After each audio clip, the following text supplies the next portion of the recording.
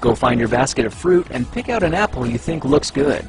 Now, using a sharp cutting knife, carefully cut the apple at a slight diagonal so that it slices right through the center of the apple core. While we're here, let's save 2 of the seeds because we'll be needing them later. Now that we've got our 2 halves, let's take the side that still has the bottom attached and place it face down on a cutting board. We'll need to place 2 butter knives perpendicular with the top and bottom of the apple. Now we can carefully cut down along one side of the apple core until the knife bottoms out on our makeshift spacers, then use the spacers as a guide to gently cut in from the side. When the 2 cuts meet, you'll have an apple wedge that pops right out. And while we're here, let's cut a piece from the other side the same way.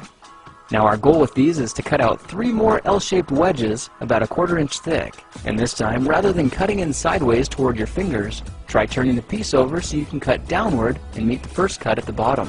Now with a little wiggle, a new apple wedge should break free.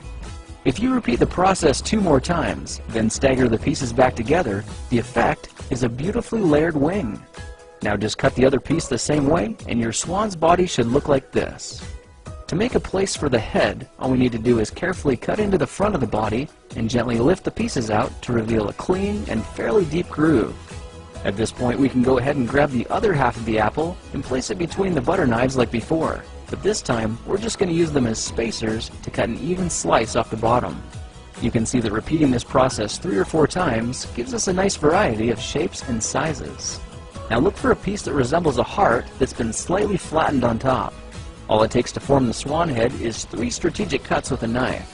I made 1 angled cut to form the head, a horizontal cut to form the neck, and 1 slanted cut at the bottom for the base.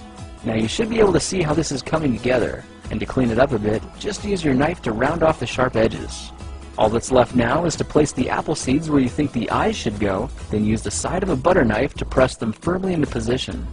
When both eyes look good, simply drop the neck into place, and you're done. You've just created a beautiful and decorative apple swan. I spritzed mine with a bit of lemon juice to help prevent it from turning brown, then put it on display to show off for our dinner guests later that night.